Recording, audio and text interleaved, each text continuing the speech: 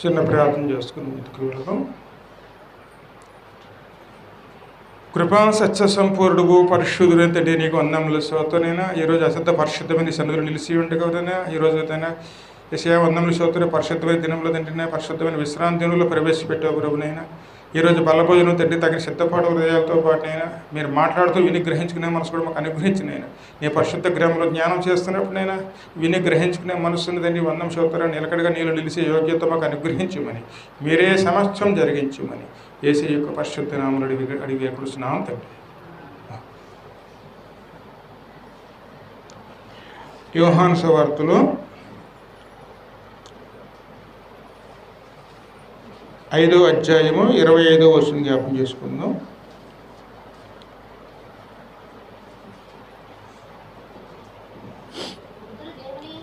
మృతులు దేవుని కుమారుని శబ్దము విను గడియ వచ్చుచున్నది, ఇప్పుడే వచ్చియున్నది. దానిని వినువారు జీవింతురని మీతో నిశ్చయముగా చెప్పుచున్నాను. హల్లెలూయా. వాక్యం ఏం చెప్తుందండి? మృతులు దేవుని కుమారుని శబ్దము విను గడియ వచ్చుచున్నది, ఇప్పుడే వచ్చి ఉన్నది. దానిని వినువారు జీవింతురని మీతో నిశ్చయముగా చెప్పుచున్నాను. దేవుని శబ్దము అంటే వాక్యము అని. మృతులు మన అపరాధముల చేతను మన పాపములతో చచ్చిన వారమై ఉండగా ఆ స్థితిలో ఉన్న మనల్ని ఆయన సజీవ లెక్కలో ఉంచడానికి, ఆయనే మనతో మాట్లాడటానికి ఆయన సన్నిధానంలో నిలిచి ఉన్నారు. ఆయనే సమస్తం జరిగించేవారు. ఎవరు? ఆయనేనండి. ఆదియు నేనే, అంతమును నేనే. ఆయన మాటని మనం చక్కగా అర్థం చేసుకుని విని గ్రహించుకుంటే మనకి జీవం అనేది వస్తుందండి. ఎందుకంటే మంచి మాట వినటం వల్ల మనకి ఎంతో ఉపకారంగా ఉంటుందండి. ఆయనే మనకు సహాయం చేస్తారు. మృతులు దేవుని శబ్దం వినే కాలము వచ్చేస్తున్నది, ఇప్పుడే వచ్చి ఉన్నది. అంటే ఈ సమయంలోనండి.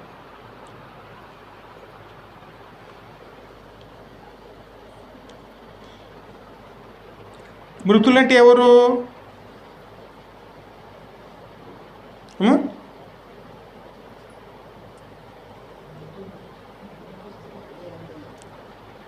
ఎఫెసీ 2 అధ్యాయములు 1 నుంచి 7 వచనాలు చదవండి.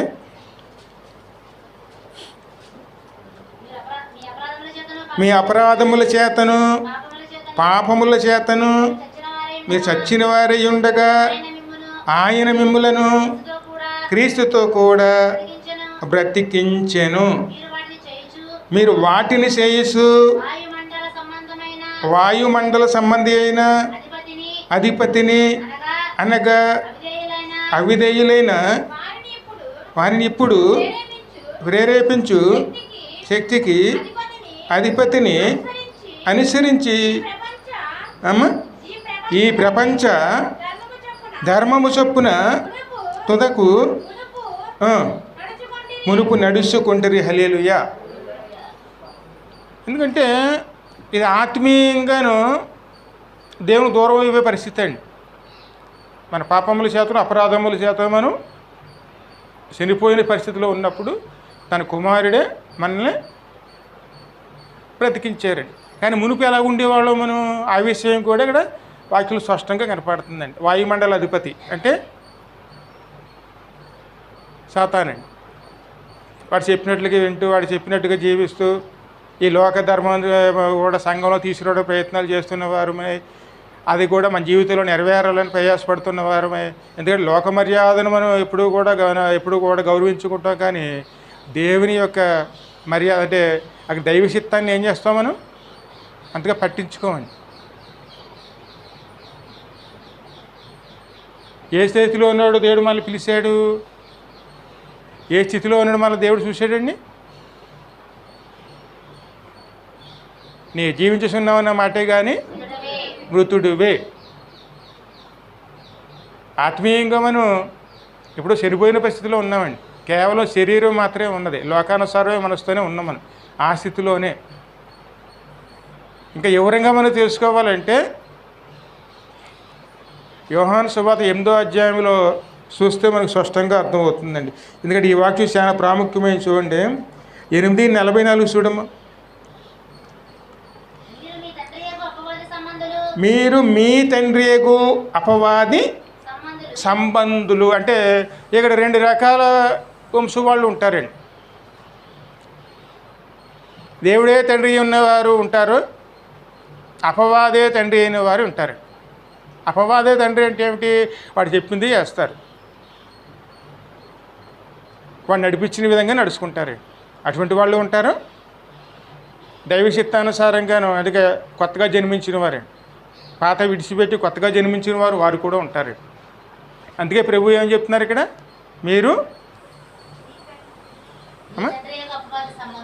మీరు మీ తండ్రి అగు. మరి ప్రభువే చెప్తున్నాడంటే ఇది ఖచ్చితంగా వాస్తవమే. అందుకే మరి ఎవరి సంబంధులు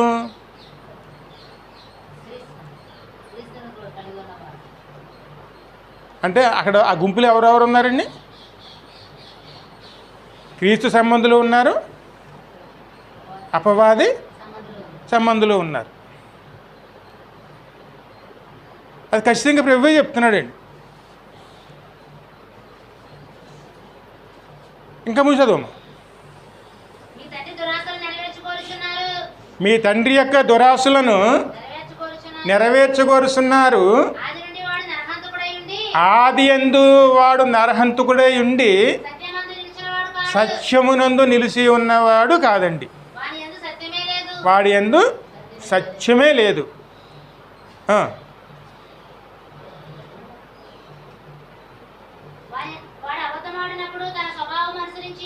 వాడు అబద్ధమాడినప్పుడు తన స్వభావాన్ని అనుసరించి ఇక్కడ విషయం జ్ఞాపం చేసుకోవాలండి. మనం తేలిగ్గా చిన్న చిన్న అబద్ధాలు ఆడేస్తూ ఉంటాం. అబద్ధం ఆడేమంటే అది ఆడిస్తున్నది ఎవరండి? అసలు ఎవరి మాటను మనం ముందు పెట్టుకుని వెళ్తున్నాం అంటే వాడు చెప్పినట్లుగానే చేస్తున్నాం.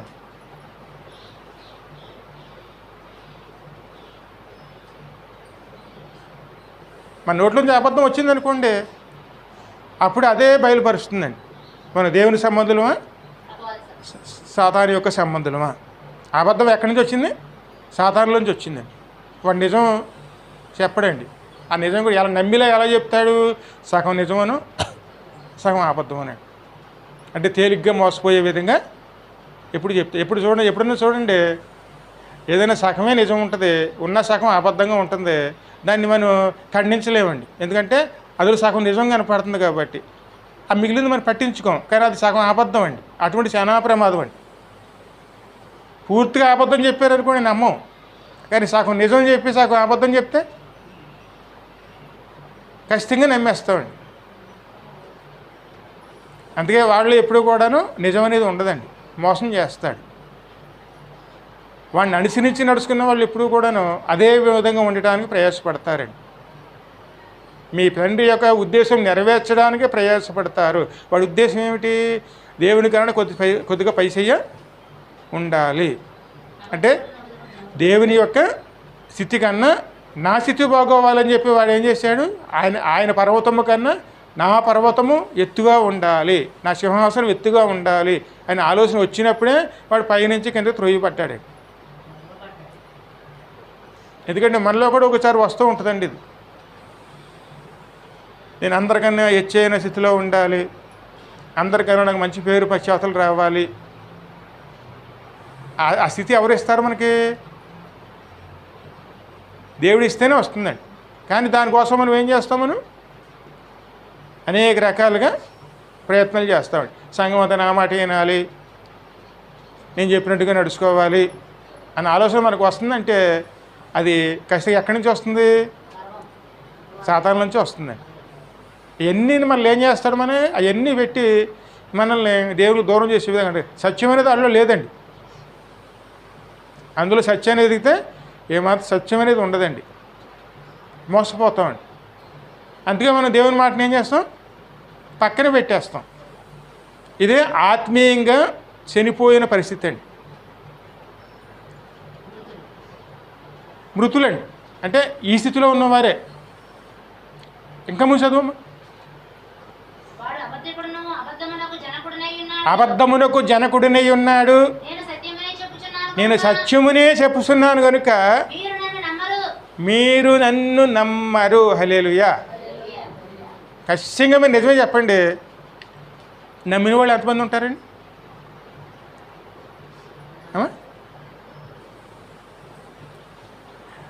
నమ్మేవాళ్ళు ఎంతమంది ఉంటారు?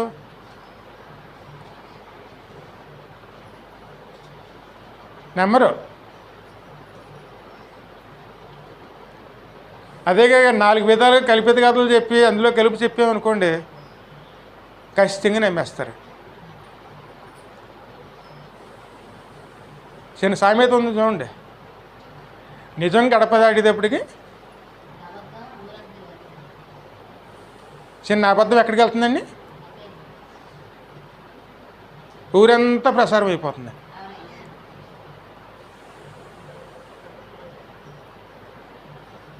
అందుకే మరి చాలా జాగ్రత్తగా ఉండాలండి. ఆత్మీయంగా మనం చనిపోయిన పరిస్థితిలో ఉన్నప్పుడే. అందుకే దేవునిలో ఉంటాం, కానీ దేవుని సంబంధికులుగా ఉండవండి. ఎందుకంటే అనేక విషయాలు మనం అక్కడ విరోధం పెట్టుకుంటాం.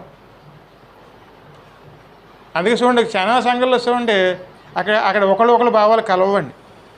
భోజనాల విషయాలు కూడా వచ్చిన కానీ సరే, లేదా ఏదైనా పనులు విషయాలు వచ్చినా సరే, ఏ కొన్ని విషయాలు వచ్చినప్పుడు అక్కడ ఖచ్చితంగా అక్కడ 2 గ్రూపుల కింద లేకపోతే వేరేగా అభిప్రాయాలు కలిగి ఉంటారు. అక్కడ ఏకాభిప్రాయం ఉండదండి. కారణం ఏమిటి? అక్కడ 2 రకాల స్వభావాలు గల వాళ్ళు ఉంటున్నారు. అంటే సాధారణ మాటలు పట్టించుకునే వాళ్ళు ఉంటున్నారు, దేవుని మాటలు పట్టించుకునే వారు కూడా ఉంటున్నారు. ఆ విషయం ప్రభు చెప్తున్నాడు. వాళ్ళు ఎంత ప్రమాదకారంలోకి వెళతారంటే, ఇంకా ముందు చదువు. నేను సత్యమునే చెప్పుచున్నాను కనుక మీరు నమ్మరండి. నా యందు పాపమున్నదని మీలో ఎవరు స్థాపించుదురు?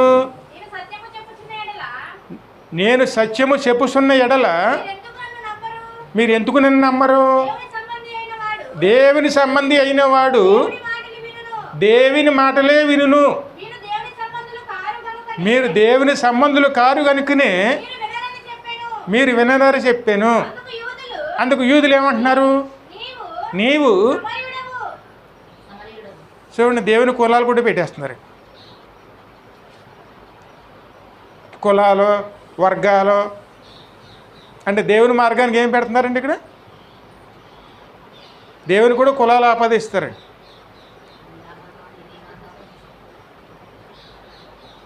దేవుడిని నమ్ముకున్నాము అనంటే ఖచ్చితంగా వాళ్ళు ఒక మాట అంటారు చూడండి, ఎక్కడ కడమవారి దేవుడిని నమ్ముకున్నారంట, ఇంకా దారుణంగా అంటే చెప్పులు కుట్టుకునే వారి దేవుడిని నమ్ముకున్నారంట. రకరకాలుగా వారు మాట్లాడేది ఎవరిని అవమానపరుస్తున్నారండి? దేవుడిని అవమానపరిచేస్తారు. అందుకే నువ్వు సమరయుడువు. చదువమ్మా. అందుకు యూదులు నువ్వు సమరయుడువు, దెయ్యము పట్టినవాడువు అని నీవు చెప్పు మాట సరియే కదా అని ఆయనతో చెప్పగా, నేను దెయ్యము పట్టినవాడును కాను. హల్లెలూయా. నేను నా తండ్రిని కనపరచువాడు. యేసయ్యకే ఈ పరిస్థితి వస్తే సంఘంలో నిజాయితీగా నడుచుకున్న వారికి ఇంకెన్ని పరిస్థితులు వస్తాయండి? నన్ను ఇలాగన్నారు అలాగన్నారు అని బాధపడవలసిన అవసరం లేదండి. యేసయ్యను అవమానపరిచారు. నువ్వు దెయ్యం పెట్టిన వాడువు, నీ మాటలు నేను ఎందుకు నమ్మాలి, నువ్వు సమరయుడువు, ఆ కులం వాడువి ఈ కులం వాడివి, ఇష్టానుసారంగా మాట్లాడుతున్నారు. ప్రభువునే మాట్లాడుతున్నారు. నువ్వు దెయ్యం పెట్టిన వాడువు అని అవమానపరుస్తున్నారండి. మరి దేవుడిని అవమానపరుస్తున్నారంటే మనకు మర్యాదలు దొరకమంటే ఎక్కడ దొరుకుతాయండి? ఆ ఆలోచన మనకు ఉండకూడదండి. ఎందుకంటే మన గౌరవ మర్యాదలు ఎక్కడి నుంచి రావాలి? దేవుని యొద్ద నుంచి అండి. అంతేకాని మరి సమాజంలోనూ మంచి పేరు రావాలి, లేకపోతే మనం ఉన్న చోట మంచి పేరు రావాలి, దానికోసం మనం ఆలోచించకూడదు. దాన్ని ఆలోచించామంటే మన తండ్రి ఎవరవుతాడు? సాతానండి. ఇంకా చదువమ్మా.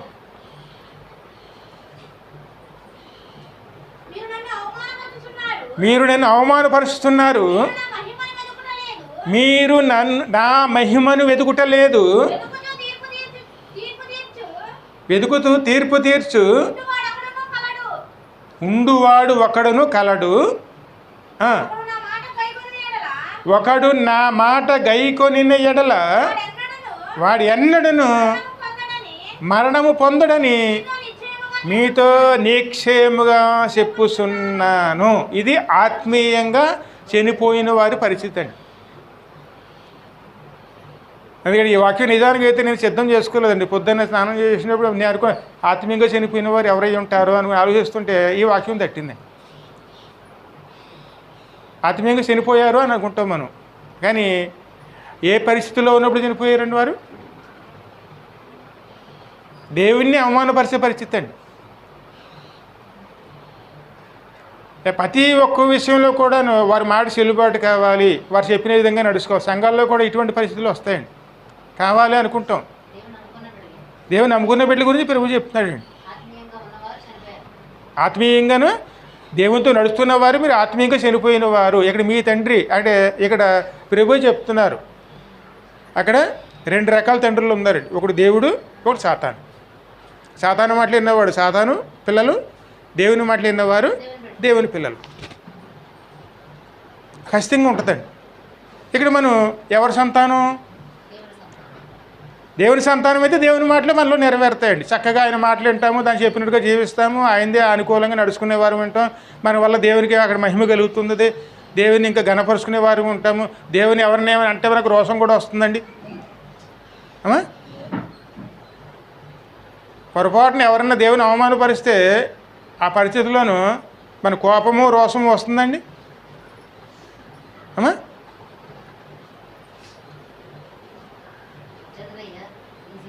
వస్తుందా? లేకపోతే అవతల వాళ్ళలోనూ ఆ అవకాశం ఇచ్చినందుకు వారి మీద కోపం వస్తుందా మనకి?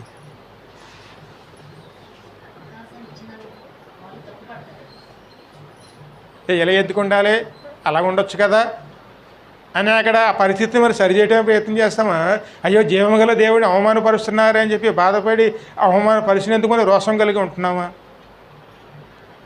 అంటే మీ తండ్రిని ఎవరినేమని అంటే ఆ సేవలో మనం అక్కడ అన్నీ సరి చేసుకుని వెళ్ళిపోతామండి.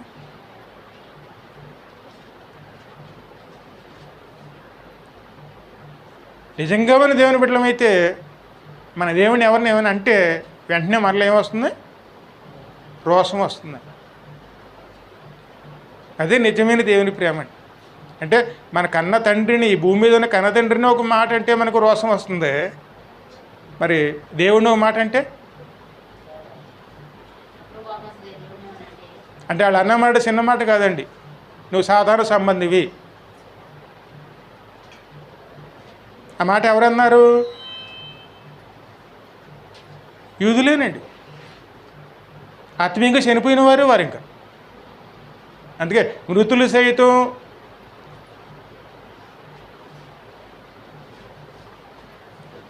మూలవాక్యం చదువు.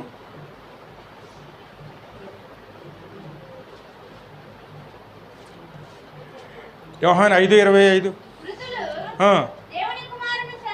దేవుని కుమారుని శబ్దము విని అమ్మా శబ్దము విను గడియ వచ్చుచున్నది, ఇప్పుడే వచ్చి ఉన్నది. హల్లెలూయా. అందుకే ఆయన మాట విన్నామనుకోండి, ఆత్మీయంగా చనిపోయిన వారు సైతం కూడాను మళ్ళీ కొత్తగా జీవించేవారు ఉంటారు. దేవుని మాటలో ఉన్నది 2 అంచుల ఖడ్గము వంటిది. ఆ స్థితిలోంచి ఉన్నవారిని కూడాను పునర్జీవింపజేసేది దేవుని వాక్యమేనండి, శక్తి గలది. అందుకే నా మాట అగ్ని వంటిది కాదా, బండన బద్దలు కొట్టు సుత్తి వంటిది కాదా. ఆ మాట కూడా మన రాత్రి మన అందరు జ్ఞాపం చేసుకున్నామండి. నా మాట అగ్ని వంటిది కాదా. మళ్ళీ మారు మనసు పుట్టిస్తుందండి దేవుని మాట. ఆత్మీయంగాను మన స్థితిలో ఆ స్థితిలో ఉన్నప్పుడు దేవుని మాట ఏం చేస్తున్న వల్లనే పునర్జీవాన్ని ఇస్తుందండి. అందుకే దేవుని మాట చక్కగా వినాలి, ఆయనకి లోబడేవారునే ఉండాలండి.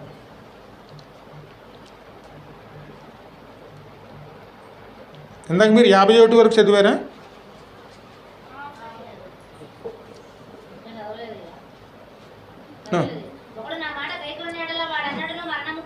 ఎన్నడూ మరణం పొందడని నీతో నిశ్చయముగా చెప్పుచున్నాను ఉత్తరం ఇచ్చెను. అందుకు యూదులు నీవు దెయ్యము పట్టిన వాడవని ఇప్పుడు ఎరుగుదుము. అబ్రహామును ప్రవక్తలను చనిపోయిరి, అయినూ ఒకడు నా మాట గైకొని నీడల వాడు ఎన్నడను మరణము రుచి చూడడని నీవు చెప్పుచున్నావు. హల్లెలూయా. వారి ఆలోచన తీరు ఎలాగుంది? ఆత్మీయంగా వాళ్ళు ఆలోచిస్తలేదండి, లోకానుసారంగా ఆలోచిస్తున్నారండి. చనిపోయిన వాళ్ళు ఎలా బతుకుతారు? ఆయన ఏం చెప్తున్నారు? ఆత్మీయంగా పరిస్థితి చెప్తున్నారు. మరి అబ్రహాం చనిపోయాడు కదా, దావీదు చనిపోయాడు కదా, వాళ్ళందరూ చనిపోయారు కదా, అనేక ప్రవక్తలు చనిపోయారు కదా, మరి వాళ్ళు ఎందుకు బతకలేదు అన్నట్లుగా మాట్లాడుతున్నారు. ఆత్మీయంగా చెప్తున్నారు. దేవుని వాక్యాన్ని ఎప్పుడు కూడా మనం ఆత్మీయంగా మనం తీసుకునేవారునే ఉండాలి. అందుకే దేవుని మాటలు చాలా మట్టుకు అర్థం. ఎందుకంటే ఏ గ్రంథమైనా మీరు చదవగలుగుతారు, కానీ బైబిల్ గ్రంథం చదవాలంటే ఎవరి వల్ల కాదు. ఇంతంతలా ఉన్న గ్రంథాలు కూడా 1 రోజు 2 రోజులు పూర్తి చేసేస్తారు. కానీ దేవుని వాక్యం చదవండి. ఎంత చదువుకున్న వాళ్ళైనా చూడండి, దేవుని వాక్యం ఏదో ఒకటి తొట్టురు పడతారు, కంగారు పడతారు. ఇంటర్ చదివిన వాళ్ళు, డిగ్రీలు చదివిన వాళ్ళు కూడా చూడండి, ఆ వాక్యం చదివినప్పుడు ఏమొస్తుంది? ఖచ్చితంగా కంగారు వస్తుందండి.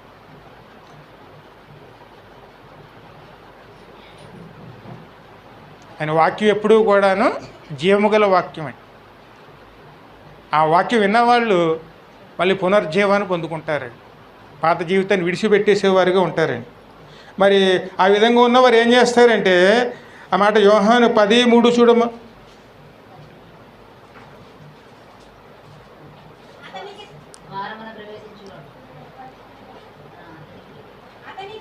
అతనికి ద్వారపాలకుడు తలుపు తీయును, గొర్రెలు అతని స్వరము వినును. అతడు తన సొంత గొర్రెలను వేరు పెట్టి పిలిచి వాటిని వెలపలికి నడిపించును. హల్లెలూయా. మరి దేవుడు పెట్టిన పేరు మనకు ఉండాలి కదండి. ఏ పేరుతో మళ్ళీ పిలుస్తున్నాడు దేవుడు?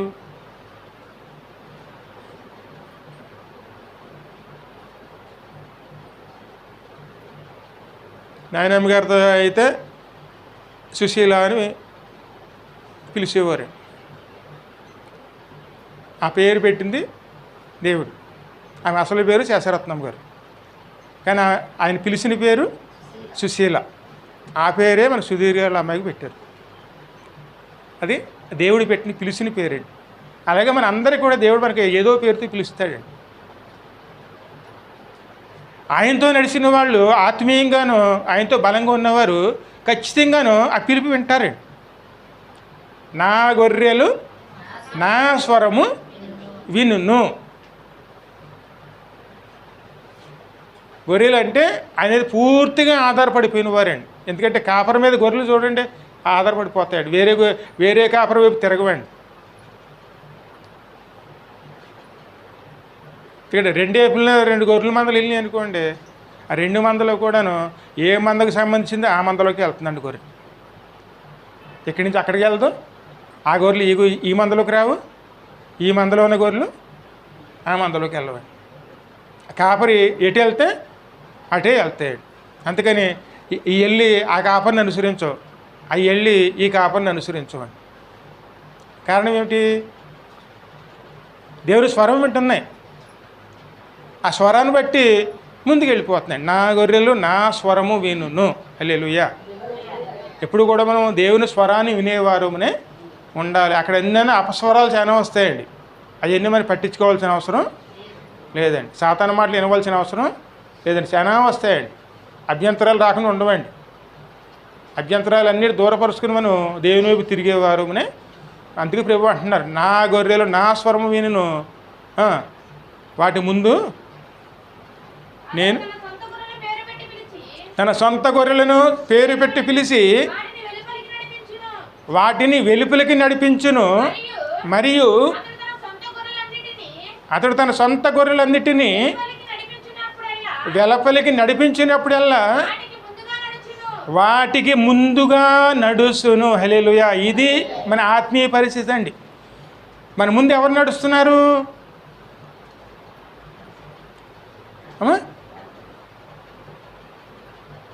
అంటే మనం నిర్ణయించుకునే ప్రతి ఒక్క దాంట్లోనూ అక్కడ ఎవరిది అక్కడ ముందు నడుస్తుంది?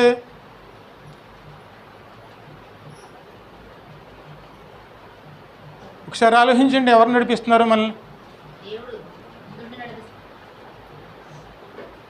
ప్రతి ఒక్క విషయంలోనండి. అంటే మన జీవితాల్లో ఒకటి నెరవేర్చుకుంటున్నాం అనుకోండి, అది అక్కడ ఎవరి వల్ల ఆ స్థితిని నడిపించుకుంటున్నాం? అది ఒక వివాహం అవ్వండి, ఒక గృహం అన్న అవ్వండి, ఒక ఏదైనా వ్యాపారం అవనండి, ఏదైనా అవనండి, అది అక్కడ ఎవరు నడిపిస్తున్నారు మనల్ని? ఆయన ముందుండి నడిపించాడు అనుకోండి, చక్కగా వెళ్ళిపోతాం మనం. కానీ అక్కడ మన సొంత తీసుకున్నాం అనుకోండి, దాని ఫలాలు ఎవరు అనుభవించాలి? మనమేనండి. ఆయనే ఎందుకంటే నడిపించేటప్పుడు వెళ్ళాను, ఆయన ముందుండి ఆయన నడిపిస్తాడు, ఆయన వెనకాలండి మనం ముందుకు నడవాలి.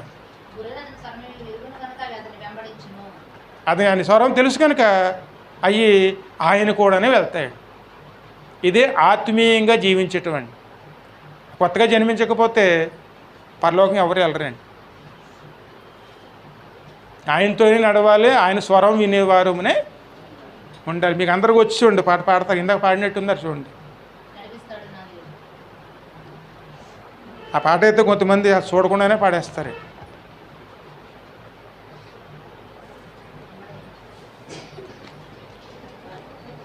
ఆరు 613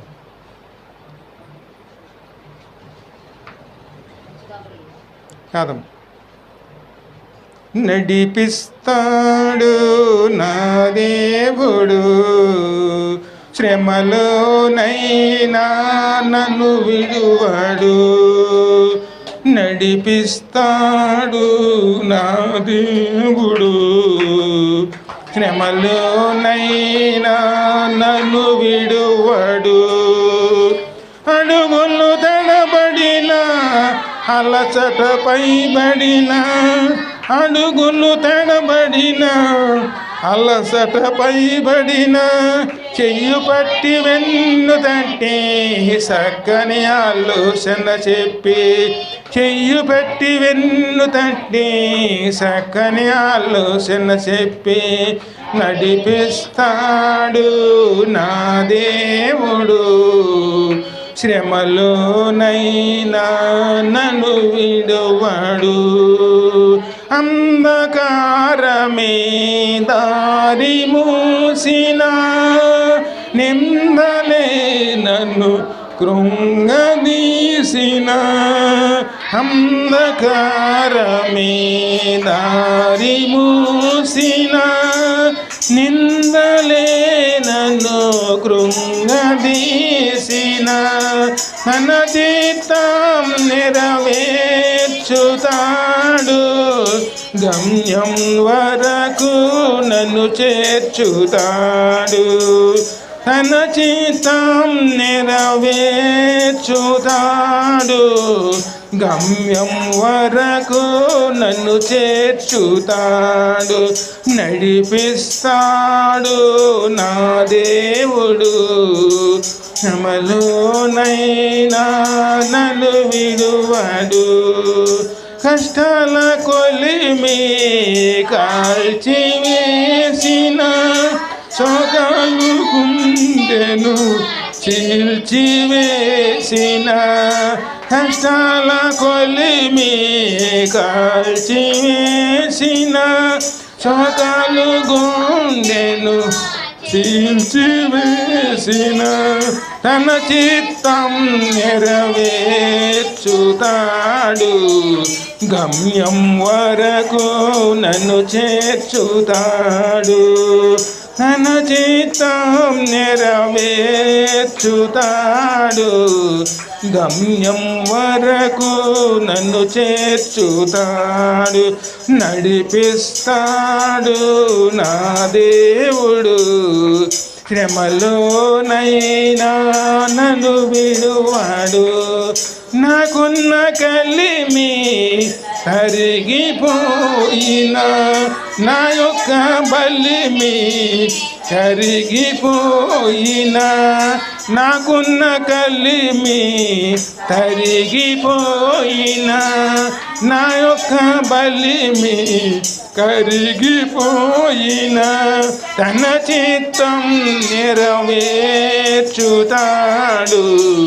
గమ్యం వరకు నన్ను చేర్చుతాడు తన చిత్తం నెరవేర్చుతాడు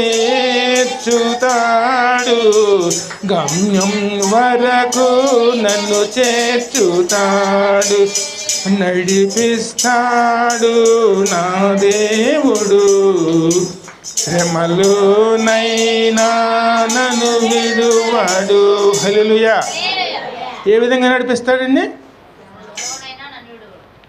ఇదే మన ఆత్మీయంగా నడుచుకోవటం అండి ఎందుకంటే ఎవరి ద్వారా నడుచుకోవాలి దేవుని ద్వారా ఆ స్వరం వినాలండి ఆ స్వరం విన్నామనుకోండి దేవుని చిత్తమే మన చిత్తం అవుతుందండి అండ్ మన చిత్తం ఎప్పుడు కూడా నెరవేరుదండి ఎందుకంటే మన చిత్తం కాదా నెరవేర్చవలసింది దేవుని చిత్తం నెరవేరాలి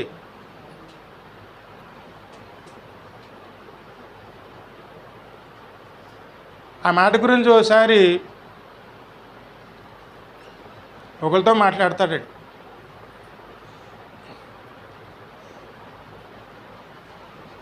ఆ మాట నిర్గమాకాండంలో ఉంటుందండి నేను నీ పేరును బట్టి ఎరిగి ఉన్నాను మోసేతో అంటాడండి నేను నీ పేరును బట్టి నేను ఎరిగి ఉన్నాను మరి దేవుడు మనల్ని ఎరిగి ఉన్నాడా లేకపోతే నువ్వెవరో నాకు తెలియదు అనే రీతిలో ఉన్నాడా ఆయనతో నడుచుకుంటూ వెళ్ళాం అనుకోండి పేరు పెట్టి పిలుస్తాడు ఆయన మన ఎరిగి ఉంటాడండి ఎందుకంటే కాపరికి దాని గొర్రెలు ఏమిటో తెలుసండి మందలో ఎన్ని గొర్రెలు ఉన్నా సరే ఆ మందలో కలిసిపోయిన గొర్రెని కాపరి పట్టేసుకుంటాడు ఖచ్చితంగా గుర్తు పెట్టేస్తాడు అందుకే మనం దేవుని పెట్టడమా సాతాను పెట్టడమా అనేది కేవలం మన ప్రవర్తన బట్టే మనకి వెంటనే బయలుపరచబడుతుంది అందుకే ప్రభువు చెప్తున్నాడు అన్నమాట మీ తండ్రి చిత్తాన్ని మీరు నెరవేరుస్తారు కానీ నా చిత్తాన్ని మీరు నెరవేర్చారు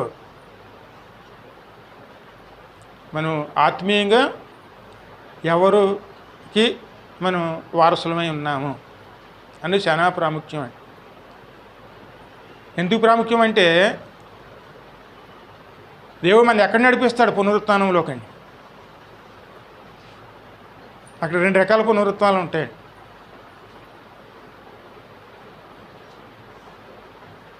పరలోకానికి వెళ్ళే పునరుత్థానం ఒకటి ఉంటుంది తీర్పులోకి వెళ్ళేటువంటి పునరుత్థానం ఉంటుందండి దేవుడు చెప్పినట్టుగా నడుచుకున్నాం అనుకోండి ఖచ్చితంగా పరలోకానికి వెళ్ళే పునరుత్థానంలోకి వెళ్ళిపోతామండి ఆయన మాటను కాదన్నాం అనుకోండి అప్పుడు మన ప్రతి క్రియను బట్టి తీర్పులోకి వెళ్ళవలసి వస్తుంది తీర్పులోకి వెళ్ళినప్పుడు ఖచ్చితంగా మనం దానికి జవాబు చెప్పే పరిస్థితిలోకి రావాల్సి వస్తుంది అందుకే మనం నడిపించేవాడు మనకి కావాలండి ఆయనే మనం నడిపించే విధంగా ఉండాలండి నా మీ చదివిన ఇక్కడ 10 అధ్యాయంలో 3-4 వచనాలు చదివారు కదమ్మా 4వ వచనం చదివారా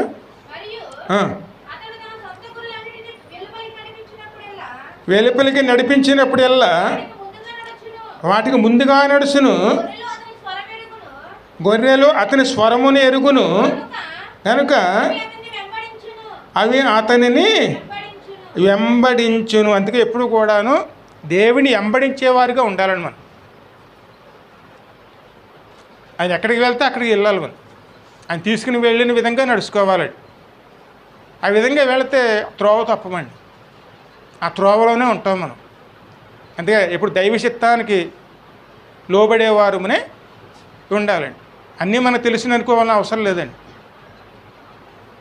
ఆయనకే తెలుసు అన్నీ. ఆయనకి లోబడే మనసు మనలో ఉండే విధంగా ఉంటే ఖచ్చితంగా ఆయనే మనం నడిపిస్తే. ఎబ్రీలు చూడు 12:1.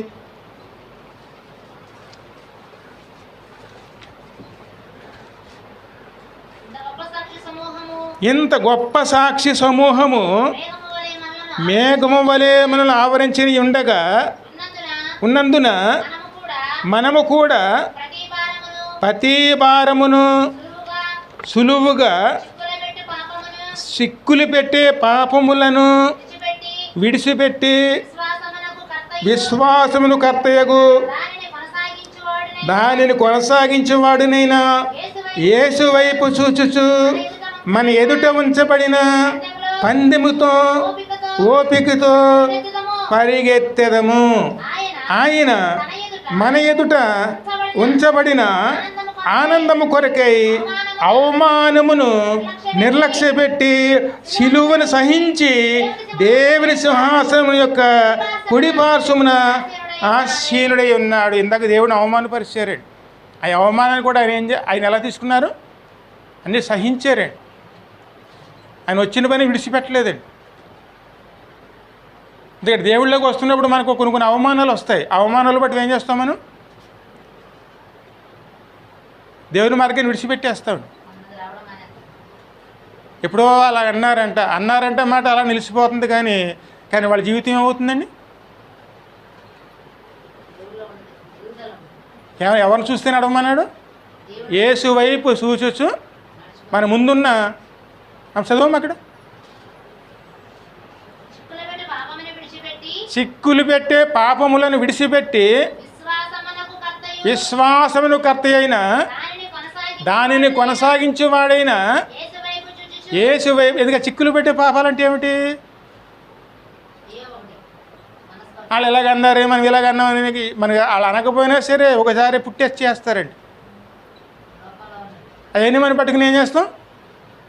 ఆ చిక్కుల్లోంచి విడిపించుకోలేక ఏం చేస్తాం మనం? దేవుని విడిచిపెట్టేస్తాం. అక్కడ మనం ఎవరిని చూడాలి? యేసు వైపు చూచు. ఎందుకంటే మనం ఎదుట ఏముంది?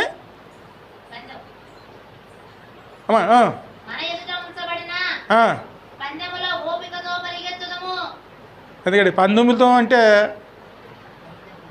దివ్యం ఉన్న చూడండి. అడగండి ఎలాగెళ్తారు? దేవుని అడుగు అమ్మా. ఎందుకంటే పరుగు పందాలు వెళ్ళినప్పుడు పక్క వాళ్ళని బట్టి చూసుకుని వెళ్తారా, లేకపోతే ముందున్న దాన్ని చూసి వెళ్తారా? పక్కలను చూసి వెళ్తే ఏమవుతుంది? అక్కడ మనకి ఏం వచ్చి లచ్చలు వచ్చేవండి, కానీ మనకి అక్కడ ఏం కలుగుతుంది? ఆనందం దొరుకుతుంది. దాన్ని పూర్తి చేసాము అని సంతోషం వస్తుంది. అందుకోసం ఏం చేస్తాం మనం? అవమానాన్ని కూడా ఏం చేస్తాం మనం? నిర్లక్ష్యం పెట్టి అవి పట్టించుకోమండి. ఆ శిలువను సహించి అంటే మనం అనుభవిస్తున్న శిలువలు వస్తాయి చూడండి. ఆటంకాలు, అడ్డుబండలు, ఇబ్బందులు, ఇరుకులు అవన్నీ మొయ్యవలసి వస్తుందండి. జీవితకాలం మొయ్యాలండి. అలాగే అదేవిధంగా మన శరీర బలహీనతలు కూడా అండి జీవితకాలం మొయ్యవలసి వస్తుంది. అవన్నీ మన శిలువలండి. అన్నిట్లో ఏం చేయాలి? పక్కన పెట్టి దేవుని సింహాసనం యొక్క కుడిపార్శ్వమున ఆసీనుడై ఉన్నాడు. ఆయననే మాదిరిగా పెట్టుకోవాలండి. మీరు అలసట పడకయు మీ ప్రాణములు విసుకకయు ఉండినట్లు పాపాత్ములు తనకు వ్యతిరేకముగా చేసిన తిరస్కారమంతయు ఓర్చుకొనిన ఆయనను తలంచుకొనిడి. హల్లెలూయా. ఎందుకు ఇప్పుడు అర్థమైంది కదండి? ఆ చిన్న చిన్న విషయాలు మనం ఏం చేస్తాం పట్టుకుని? యేసయ్యే సహించాడని. ఇంత మీరు చదివారు, దెయ్యం పట్టినవాడు అన్నారు, సమరయుడు అన్నారు. నిజానికి యేసయ్య ఎవరండి? యూదులండి. అంతటి వారిని పట్టుకుని ఏమన్నారు? అదే యూదులు ఏమన్నారు? నువ్వు సమరయుడువు. అలాగే చూడండి, మీ దేవుడు నమ్ముకున్నామంటే మళ్ళీ ఏమంటారు? ఇప్పుడైతే అందరికి అలవాటు అయిపోయింది కాబట్టి ఎవరు మాట్లాడరండి, కానీ ఆ రోజుల్లోనూ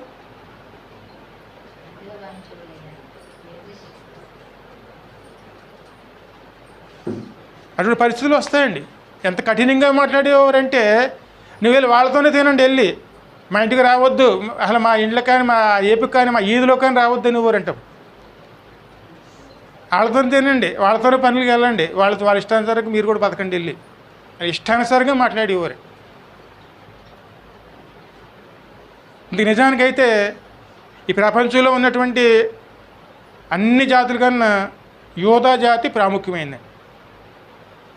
వాళ్ళు ఎప్పుడు తల ఉంచరండి. ఆ మాట మీకు తెలుసు, మొర్దకే గురించి తెలుసు కదమ్మా. తల ఉంచి నమస్కారం చేయమని చేశాడా? ఆ నమస్కారం చేయనందువల్ల ఆయన ఉరుకమ్మ ఎక్కవలసిన పరిస్థితి వచ్చిందండి. అయినా సరే ఆయన తల ఉంచలేదండి. యూదులు ఎవరికి తల వంచారో అటువంటి జాతిలో వచ్చిన వాడు యేసయ్య. కానీ మన అహంకారంతో ఏమంటాం మనం?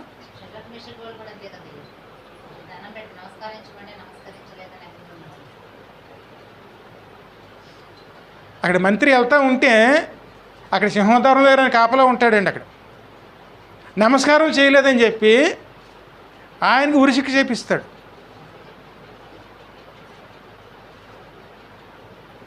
మరి దేవుని వ్యతిరేకంగా ఆయన బిడ్డని వ్యతిరేకంగా తీర్పులు తీరిస్తే అదే తీర్పుకి ఆ మంత్రే బలి అవ్వాల్సి ఆమానండి బలి కావాల్సి. అదే ఏ ఉరికమ్మ అయితే నిలబెట్టాడో అదే ఉరికమ్మ మీద ఆయననే ఉరి తీశారు అందరూ చూస్తుండగానే. అవమానాలు ఏం చేయాలి మనం? వాడిని నిర్లక్ష్యం పెట్టాలండి, వాడిని పట్టించుకోకూడదండి.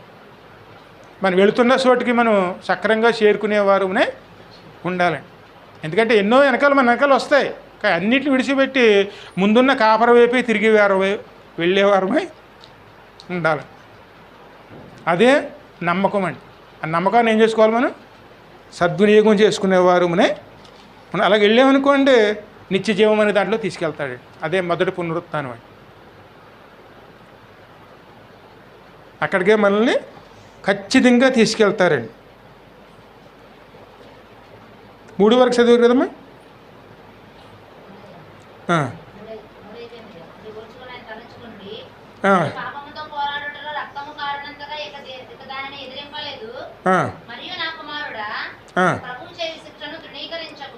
ఒకవేళ ఏమన్నా మనకి అటువంటి పరిస్థితి గెలిపితే దేవుడు శిక్షిస్తాడు.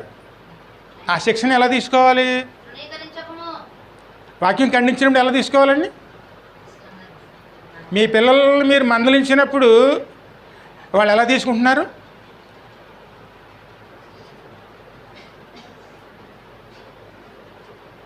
అలా మందలించినప్పుడు వాళ్ళు శత్రువులుగా చూస్తున్నారు వాళ్ళు.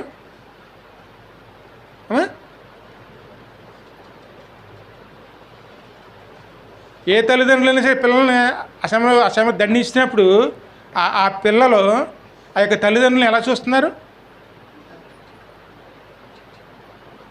శత్రువులుగా చూస్తున్నారా? మరి దేవుని వాక్యం ఖండించినప్పుడు మనం ఎలా చూస్తామండి?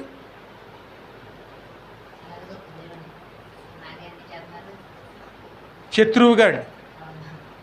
ఇంకా ఆ రోజు నుంచి ఆ సంఘానికి రారు, ఆ పాస్టర్ గారి ముందు ఉంటారండి. ఇటువంటి సంఘటనలు అనేకం జరిగినాయండి. వాళ్ళే కాదండి, మనకు వచ్చేస్తుంది కోపం. ప్రభువు తాను ప్రేమించే వారిని శిక్షించి తాను ప్రేమించు ప్రతి కుమారుని ఎందుకు దండిస్తున్నాడు? నరకానికి వెళ్ళిపోతున్నాడు. అందుకే వాక్యంలో ఎప్పుడైనా కఠినంగా వచ్చిందనుకోండి, దాని భయము భక్తితో తీసుకుని దాన్ని సరి చేసుకునేవారునే సరి చేసుకున్నవాడే ముందుకెళ్తాడండి. అక్కడ మరి సరి చేసుకోలేదు అనుకోండి, తప్పుదారులోకి వెళ్ళిపోతాం. ఆ సరి చేసేటప్పుడు మనం ఖండించే మాటలు వస్తాయండి. అప్పుడు ఏం చేసుకోవాలి? దాన్ని సద్వినియోగం చేసుకునేవారునే ఉండాలి. హల్లెలూయా. ఇంకోసారి చూద్దాం. ఫిలిప్పీలు చూడ 3:13.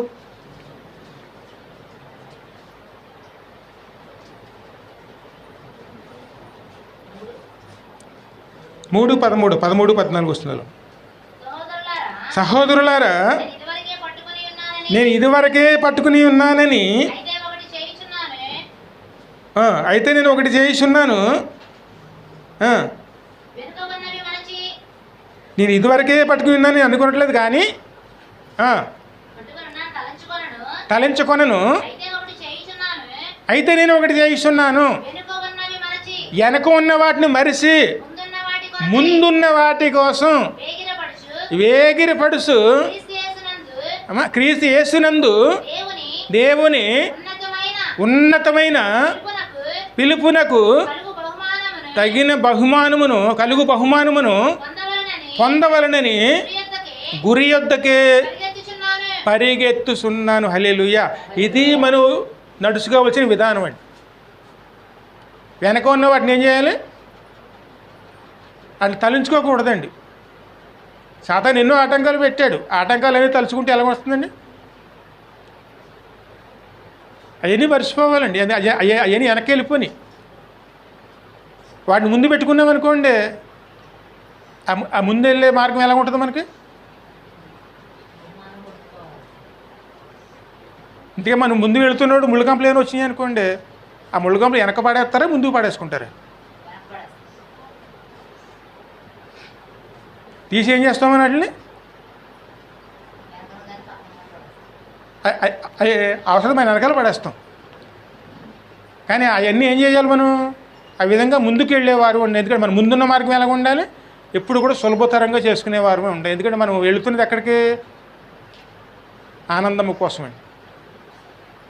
దాన్ని పొందుకోవటాన్ని మనం ప్రయాసపడాలి. కానీ ఇక్కడ ఉండే ఆటంకాలు అన్నింటిలో మనం ముందు మనసు పెట్టుకుని ఏమైనా పాడు చేసుకునేవారునే ఉండకూడదండి. ఎందుకంటే దేవుని స్వరం విన్నవాళ్ళు దేవుణ్ణి అనుసరిస్తారు. లోకస్వరం విన్నామనుకోండి లోకాన్ని అనుసరిస్తారు. ఎప్పుడు మనం లోకస్వరం వినకూడదు. లోకస్వరం విన్నామనుకోండి తగాదాలు వస్తాయి. అందరికి మీకు వచ్చి చిన్న పాట పాడుకుంటుండండి. ఏసన్న స్వరము విన్నావా నువ్వు ఎప్పుడైనా? అంత పెద్దవాళ్ళు పాడేవారు. నువ్వు ఎప్పుడైనా విన్నావా? ఆ స్వరం అలవాటైన వాళ్ళు దేవుని వాడు ఖచ్చితంగా ఆలకిస్తారు. ఆ స్వరం ఎక్కడ తీసుకెళ్తుంది? ముందుకు తీసుకెళ్తుంది. అందుకే ఎప్పుడు కూడా దేవునితో ముందుకు నడిచేవారునే. అందుకే అది మంచి పోరాటము. ఆ పోరాటంలో వెళ్ళేవారులే ఉండాలండి. ఇంకా చివరికి మనం చూస్తే పరమగీతాలు 5:1 చదువు.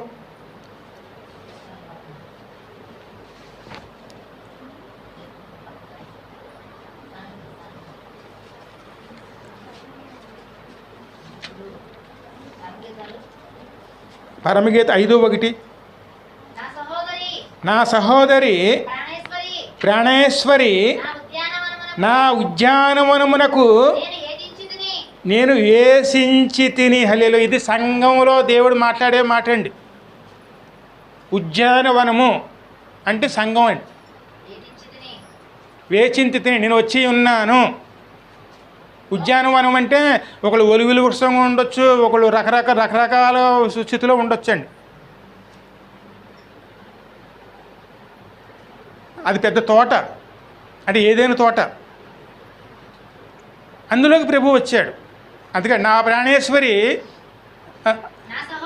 నా సహోదరి ప్రాణేశ్వరి, నా ఉద్యానవనములోకి నేను వేసించి తిని, నా జటమాంసిని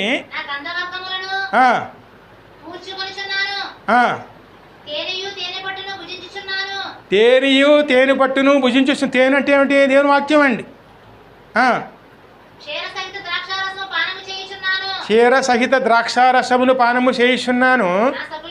నా సకులారా భుజించుడి, లెస్సగా పానము చెయ్యుడి. దేవుని సంఘము ఎప్పుడు కూడా ఒక విందుశాలండి. అందులోకి వచ్చినప్పుడు మీరు ఏం చేయాలి? మనం సంతోషముతో మనం ఆ విందుశాలలో పాల్గొని తీసుకున్న వారమే ఉండాలి. ఎందుకంటే ఎక్కడైనా విందుకి వెళ్ళారనుకోండి, అక్కడ ఏ విధంగా తీసుకుంటామండి? ఆ మధ్యన అందరు కలిసి వెళ్ళారు కదా, ఫంక్షన్కి వెళ్ళారు కదా. అందరు సంతోషంతో వెళ్ళారా, లేకపోతే అంటే రకరకాల భావాలు పెట్టుకుని వెళ్ళావా అమ్మా? సంఘంలో ఇదే పరిస్థితి ఉండాలండి. సంఘం ఎప్పుడు కూడా ఒక విందుశాలండి. అక్కడ ఏం దొరుకుతాయి మనకి? తేనె, రకరకాల ఆహార పదార్థాలండి. అవన్నీ కూడా ఆయనే ఇస్తాడు. నేనే వచ్చి ఉన్న జటమాంసి అది ప్రార్థనా ధూపం అండి. అన్ని సువాసన కింద ఉంటాయండి. అక్కడ ప్రార్థనా సువాసనలోనూ దేవుడిచ్చేటువంటి ఆహారముతోనూ అక్కడ ఏం జరుగుతుంది? గొప్ప విందు జరుగుతుంది. నేను వచ్చి ఉన్నాను, రండి మీరు వాటన్నీ కూడా భుజించుడి. మరి దాన్ని తీసుకునే పరిస్థితులు ఎంతమంది ఉన్నారు? దేవుని వాక్యం చక్కగా వినేవాళ్ళు ఎంతమంది ఉన్నారండి?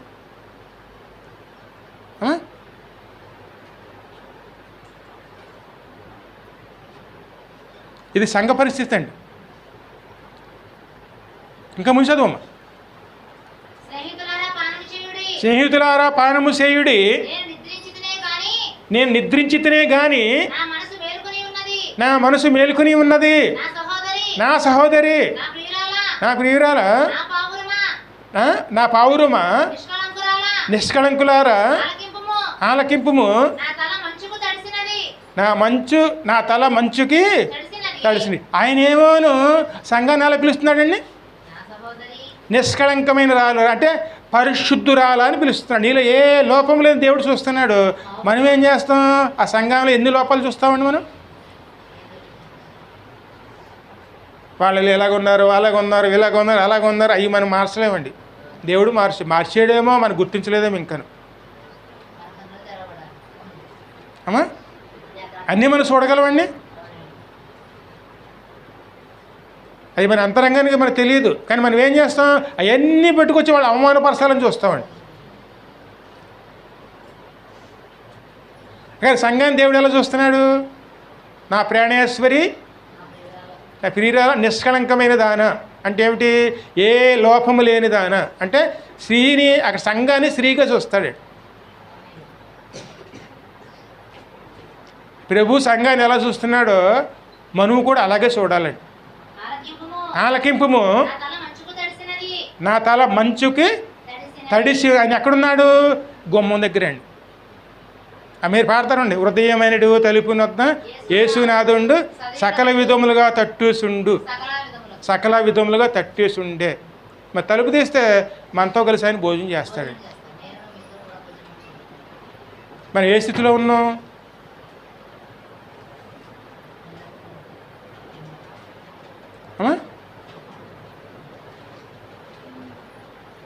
నిజంగా మనం ఆత్మబెట్టి జ్ఞానం చేస్తే ఎన్నో విలువైన విషయాలు ఖచ్చితంగా మనకు అర్థమవుతాయండి. గమ్ము చదువమ్మా.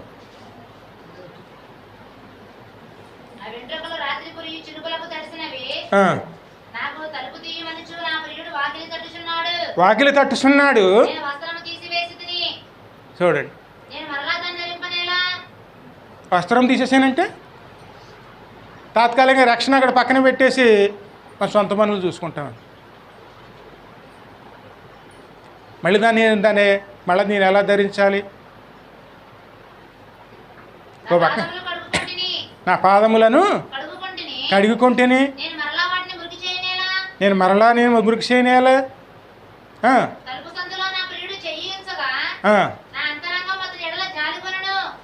చూడు, ఇక్కడికి దేవుని మీదే మనం జాలి చూపిస్తామండి. కానీ మనం మాత్రం లేగం. ఎప్పటికీ ఆయన వెళ్ళిపోయాక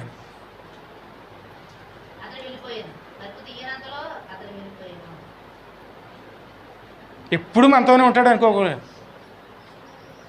అవకాశాన్ని పోగొట్టుకున్నాం అనుకోండి, మన స్థానంలో ఎవరు ఉంటారు?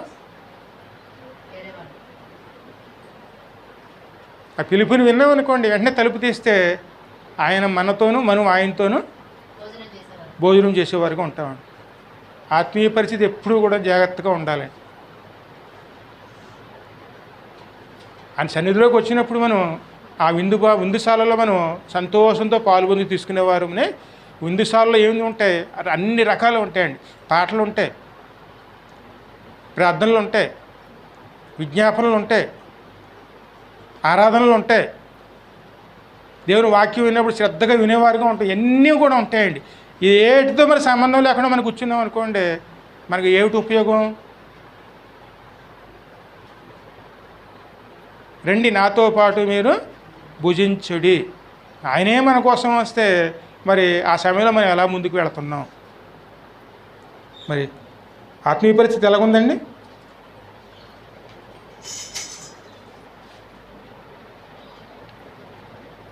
ఇంకా ముందుకు వెళ్తే 5వ అధ్యాయం 7వ వచనం చదువు. అదే అధ్యాయంలో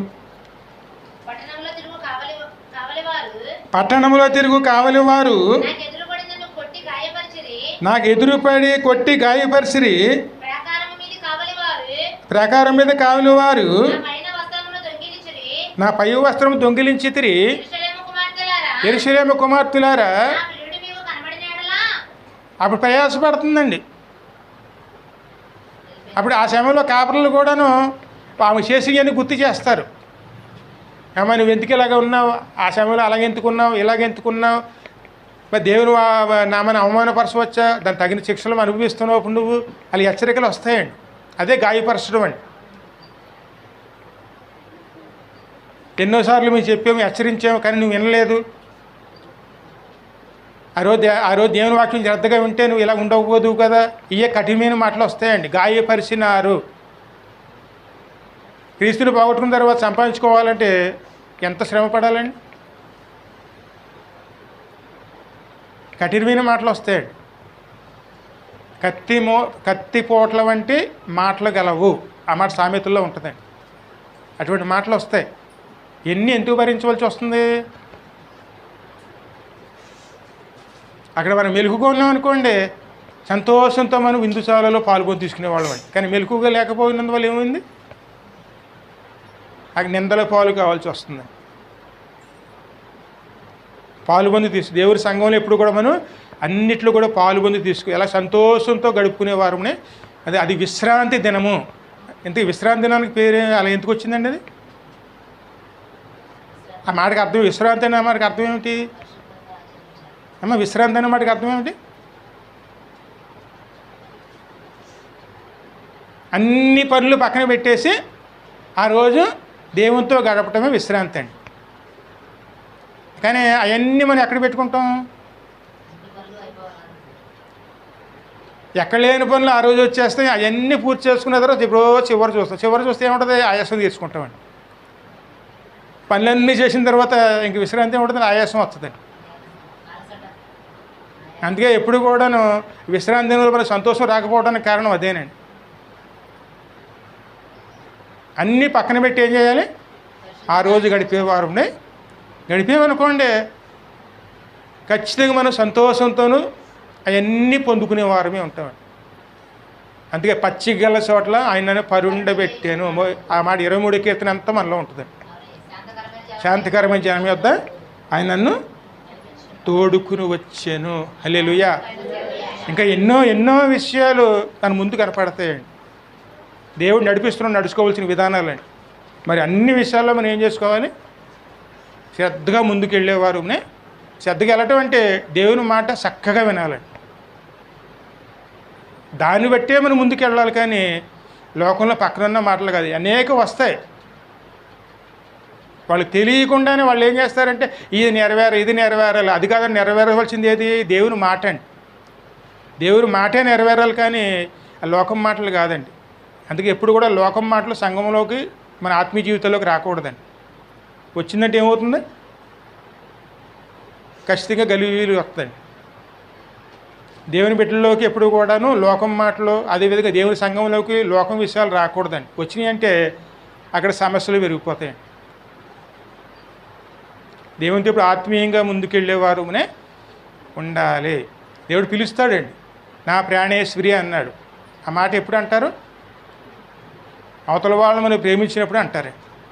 దేవుడు మనల్ని అంత విధంగా మనం ప్రేమిస్తున్నాడు.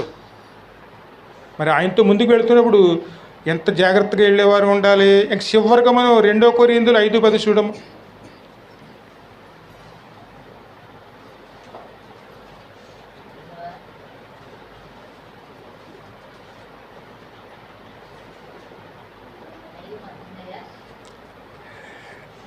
రెండో కొరింథీయుల పత్రిక 5:10.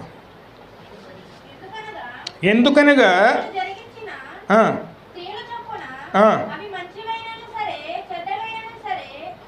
మనము జరిగించిన క్రియలు చొప్పున అవి మంచివైనా సరే చెడ్డమైనా సరే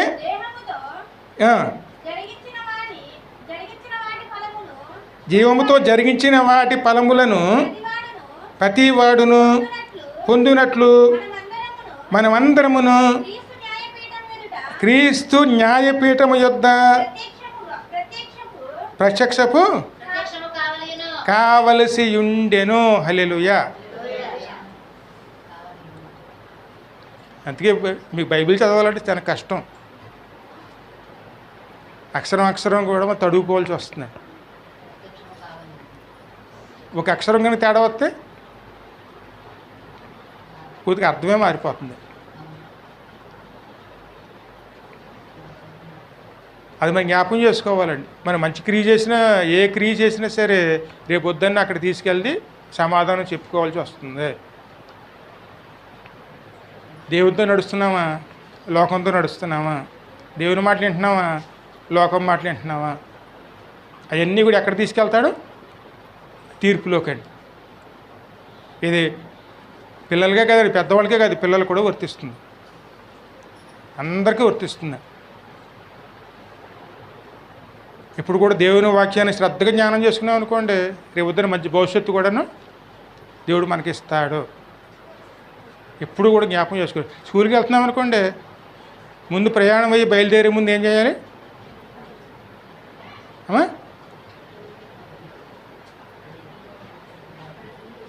ప్రార్థన చేసుకున్న తర్వాతనే స్కూల్కి వెళ్ళాలండి.